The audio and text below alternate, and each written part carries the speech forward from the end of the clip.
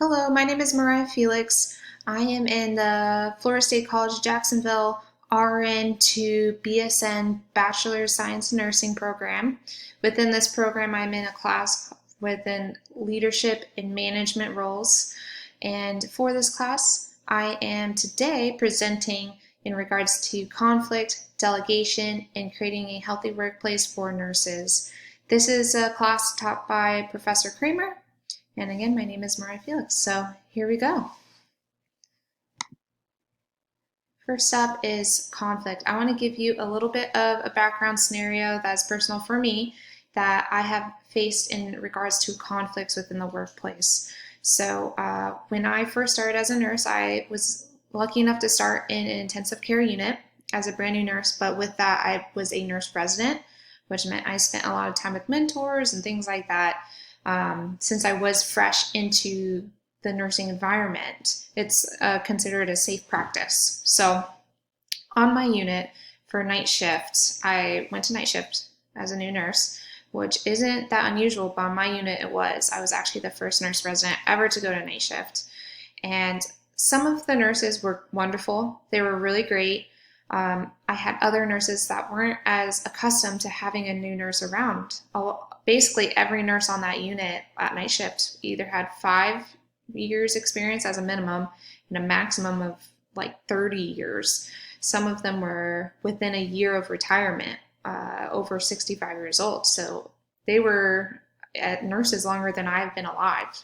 So some of them honestly were brutally honest, if you can say, and said that they didn't want a new nurse on the unit. It just wasn't something that they were looking forward to doing. And some of them didn't know how to educate a brand new nurse because they've been doing it for so long and it's just not their day to day. So I faced a lot of internal issues with that as a brand new nurse being in such an acute vicinity. You know, I have to learn these things, and if you don't have people willing to teach you, it can cause conflicts. So I had to figure out a way to get past that and still learn to do my job and then still do my day to day.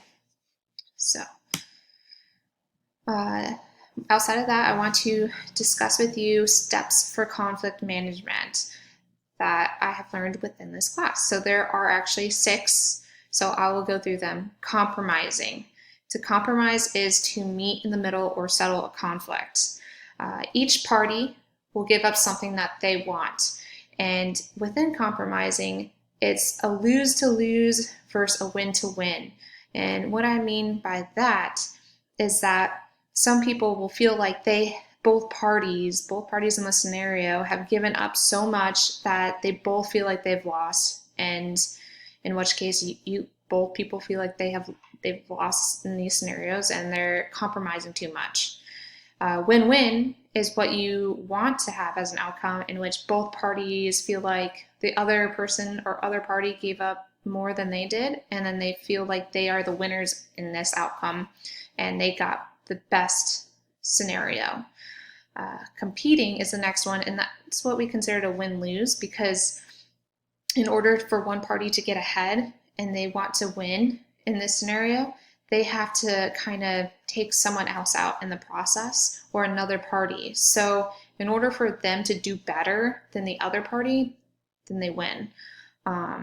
So it's not preferred, and the losing party can sometimes have negative feelings towards this idea, definitely if they're the losers in the scenario.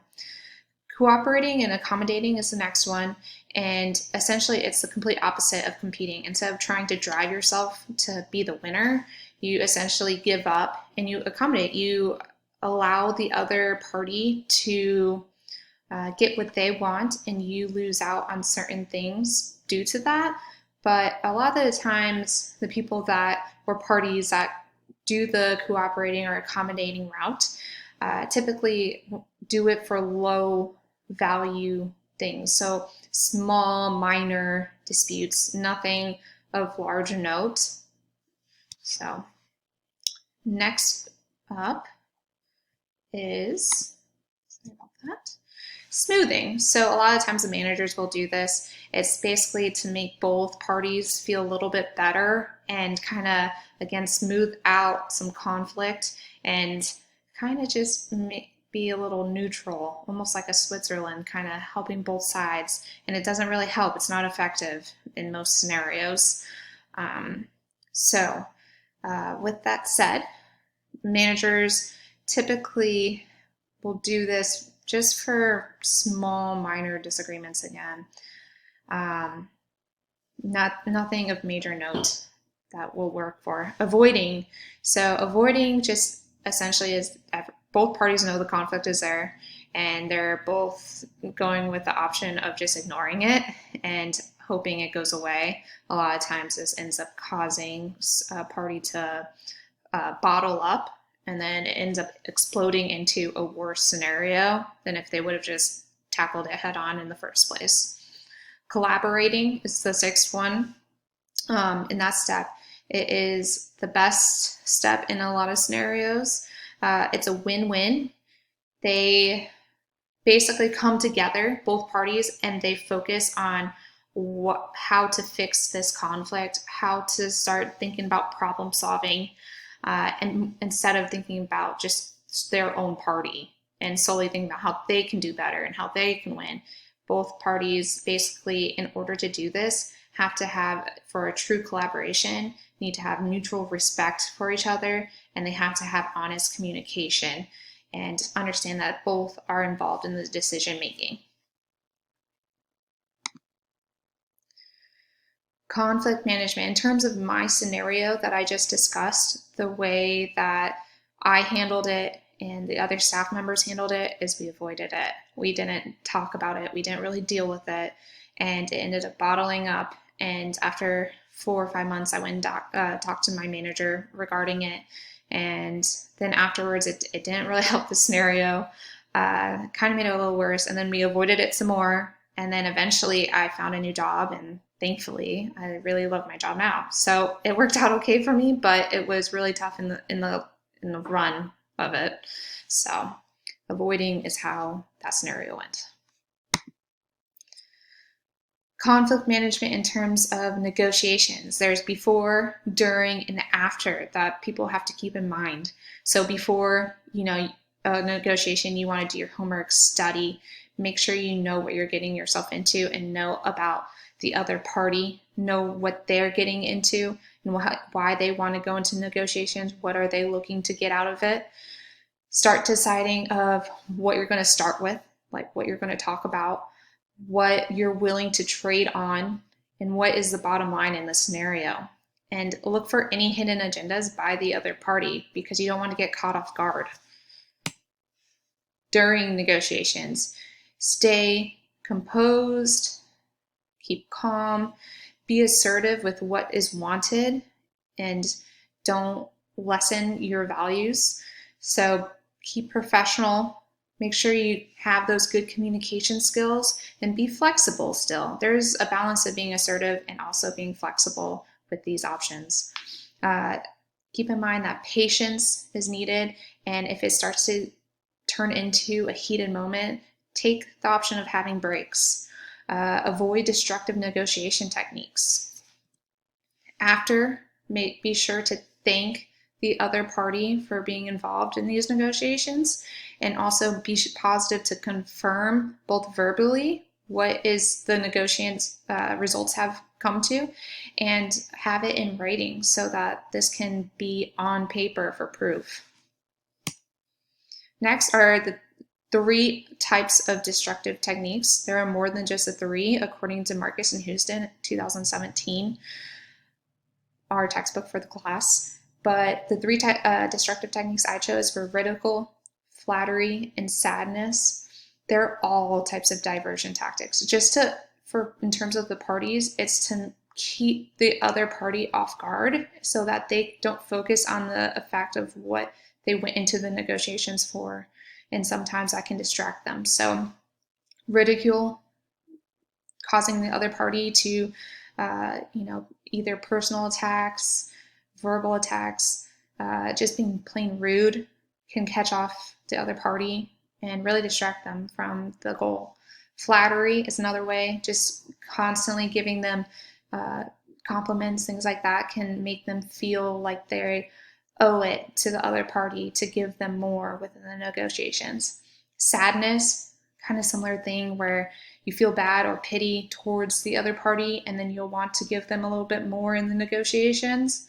Again, all diversion tactics to just get more of what you want. Those shouldn't be used in negotiations, but you have to be aware of it and cognizant because it can be used against you as well. So you have to be prepared for that. Okay, so a scenario for delegation is what I use all the time in my current job. I work in the cardiovascular intensive care unit. So we perform early mobility, and within early mobility, we typically will get these bypass patients, which are CABG patients, also known as coronary artery bypass graft, post-operation patients, it's a mouthful. But when we get them up for the first time, it's very involved. They have a lot of cables coming from their necks that go straight to their heart. So you have to be very cognizant of what is going on. So physical therapy is involved. Physical therapist technician was involved. A certified nurse assistant is helping out the nurse and the patient. Along with that, you have your monitor tech. So they're keeping track of the patient's rhythms when they actually get up. So in my scenario, I delegated with all these people to make sure we were on the same page of what time we can all get together, what the patient's background is, this is their first walk, can they handle it, things like that. Very into the communication side of it. That leads me into the 5 rights of delegation. I even talked a little bit about how I perform that, but that involves right task, right circumstance, right person, right direction communication, right level of supervision. So within that, the right task, that's making sure that this is something that can be delegated for that specific patient. Right circumstance is making sure it's the right setting and you have the available resources to get it done. Right person is the proper person for each direction. Right direction or communication is being concise and clear and making sure what is expected of you along with your personnel with the patient. Right level of supervision is making sure you have the appropriate monitoring for that patient as well. So within my scenario, basically what we did is making sure the patient could walk and it was appropriate for them to walk. Right circumstance was making sure we had stable vital signs and the proper amount of staff to help. The right person was utilized by having the physical therapist assess the patient's ability to walk, along with the CNA following with the patient in the chair, and then having the physical therapy technician help get the patient up with the physical therapist, and the nurse held the lines, the cables, all for patient safety. All of this is for patient safety. And so we all communicated and making sure that we were doing each other's job safely and effective. And then in terms of supervision, we monitored, again with that monitor tech, they constantly were looking at the patient's heart rhythm strips. We had oxygen on them, so we had a telebox and a telemonitor to keep in check with the patient, making sure we were always monitoring. Strategies for successful delegation: identify necessary skill and education skills, plan ahead, select capable personnel, and communicate goals clearly. Those are things that I just talked about in my scenario. Some more involve empowering the delegate, set deadlines and monitor progress, monitor the role and provide guidance, evaluate performance, and reward accomplishments. And this is all, again, by Marcus and Houston, 2017. These strategies were very pertinent in my scenario. The nurse needed to decide when it would be appropriate time to go for the first walk and when all the members of needed staff could get available together, because that's a lot of staff. And the patient at the end was rewarded but after the walk by allowing quiet time to let them sleep. So I let them get back in bed, let them take a nap. I may sometimes give a popsicle. Delegation errors. So there's under-delegating, over-delegating, and proper delegating. Under-delegating, there's a couple misconceptions. It can happen when the individual assumes that delegation could be interpreted as they can't do their job. properly or correct. Another one is that they want to complete the whole job personally just because they don't trust other people that are capable of helping. Those are misconceptions